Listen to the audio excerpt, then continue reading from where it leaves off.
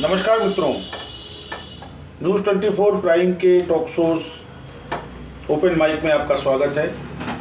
आज हमारे साथ चर्चा पर हमारे विशेष मेहमान श्री मोहित श्रीवास्तव, जो कि उत्तर प्रदेश प्रेस क्लब के अध्यक्ष हैं, मौजूद हैं। मोहित जी, स्वागत है आपका चैनल में। आज की चर्चा का विषय है, पिछले 2-3 सालों में जब से वेब पोर्टल पर और वेब लिंक के ऊपर पत्रकारिता आई है, तब से बहुतायत में पत्रकारिता में पत्रकारों की बाढ़ सी आई है। और इस बाढ़ में 80% वो भी हैं जो कहीं ना कहीं प्रत्यक्ष या अप्रत्यक्ष रूप से अपराध से जुड़े हैं। ऐसे अपराधी रूपी पत्रकारों को लेकर हम मोहित जी से आज चर्चा करेंगे। मोहित जी, ये बताएं कि क्या आपको नहीं लगता कि वर्तमान पत्रकारिता में अपराधियों का हस्तक्षेप बढ़ रहा है? देखिए, ऐसा है कि पत्रकारिता, जैसे अभी आपने जानकारी दी सभी लोगों को कि वेब पोर्टल का समय आ चुका है। जी। देखा जाए तो ये पत्रकारिता युग में बदलाव का समय है। जी। जब से सोशल मीडिया आया है, लोगों के हाथ में मोबाइल हाथ में आ गए हैं, एंड्रॉयड सेट लोगों के हाथ में आ गए हैं, तब से पत्रकारिता इतनी सस्ती हो चुकी है। इवन वीडियो बनाना इतना आसान हो चुका है कि लोग उसका वीडियो बना के तुरंत सोशल मीडिया पे वायरल कर देते हैं। जी। और वो सहजता हम लोगों को कहीं ना कहीं सोशल मीडिया की ओर एक्टिव करती है। जी। और उसमें जब कोई भी व्यक्ति एक वीडियो बनाता है तो अपने आप को वो एज अ रियलाइजेशन धीरे धीरे पत्रकार के रूप में लेने लगता है कि मैं सूचना का आदान प्रदान कर रहा हूँ वीडियो के थ्रू।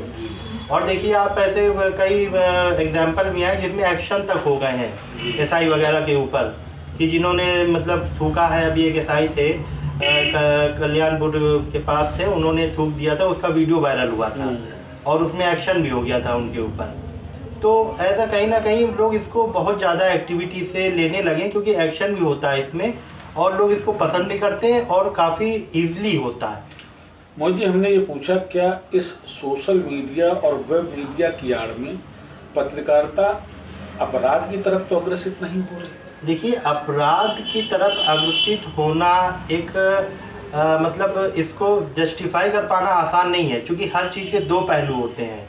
किसी भी चीज़ का एक पहलू नहीं देखा जा सकता है। आप अगर कोई न्यूज़ बना रहे हैं एज अ न्यूज़, तो उसका आप इस्तेमाल अगर उसको वायरल करने में, उसको रोकने में करते हैं तो वो आपके और समाज के हित में होता है। अगर आप उसको ब्लैकमेलिंग एज अ ब्लैकमेलिंग किसी की करने लगते हैं, पर्सनल वे पे उसको ले जाते हैं, तो वो अपराधीकरण की ओर जाता है।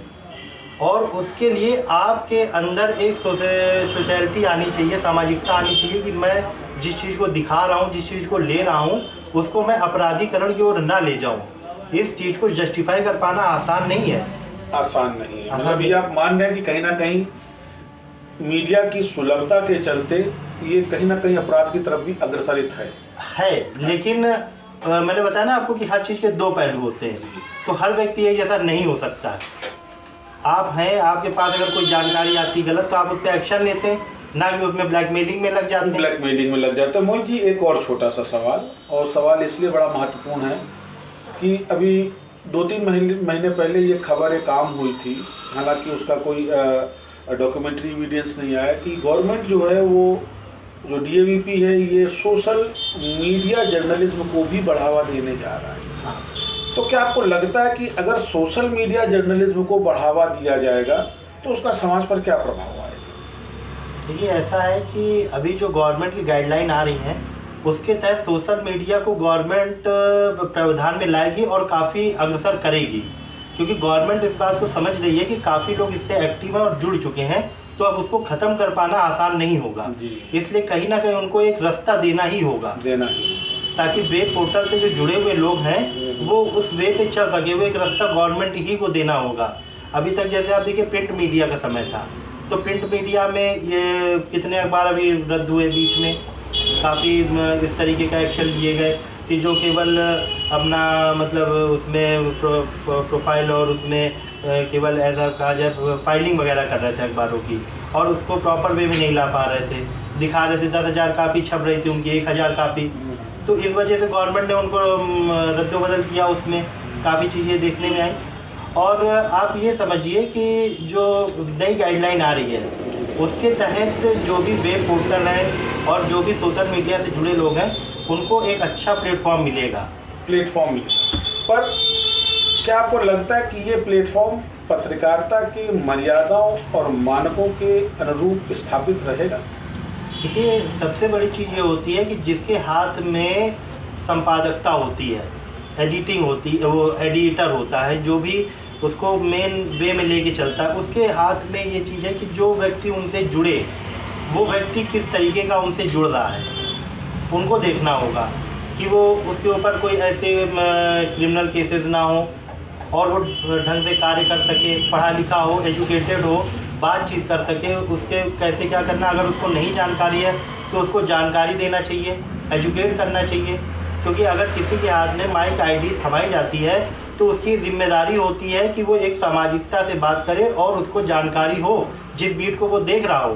अब जैसे क्राइम की बीट है, क्राइम की बीट में बहुत से लोगों को जानकारी नहीं होती है, वो नहीं जानते हैं, कहीं जाते हैं तो उनको धारा 144 का मतलब नहीं मालूम होता है, तो वो क्या क्वेश्चन करेंगे। इस बात को संपादक को समझना चाहिए कि अगर मैं इसको क्राइम बीट देख रहा हूँ तो इसको धारा 144 का मतलब बताऊँ, इसको अन्य जो CRPC IPC की धाराएं हैं उनका मतलब बताऊँ, कि ताकि वो एक बहस कर सके, किसी से बातचीत कर सके। मोहित जी, अभी हाल में एक बड़ा विवादित कांड हुआ था हाथरस में। हाँ, और उस हाथरस कांड में मीडिया के दो फाड़ हुए। सारे चैनल कुछ तथ्य बता रहे थे, एक तथाकथित राष्ट्रीय चैनल वो एक अलग ही कहानी बयां कर रहा था। अंतोगत्वा SIT की जांच में वो सिंगल राष्ट्रीय तथाकथित चैनल फेल। तो क्या ऐसे चैनलों पर भी कार्रवाई होनी चाहिए?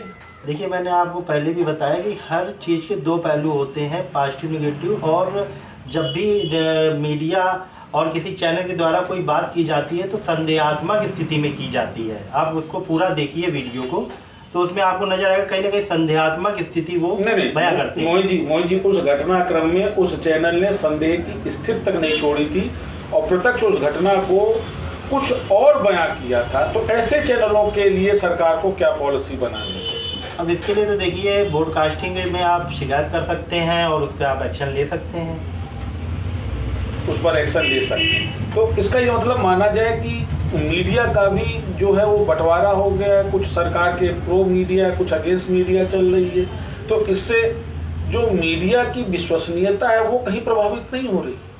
देखिए, लोकतंत्र का चौथा स्तंभ है और इसकी विश्वसनीयता प्रभावित होना, जैसे आप कह रहे हैं, बहुत ही मुश्किल है। मुझे तो नहीं समझ में आता है, क्योंकि हर व्यक्ति का अपना पॉइंट ऑफ व्यू होता है, हर व्यक्ति अपने पॉइंट ऑफ व्यू से बात को कहता है।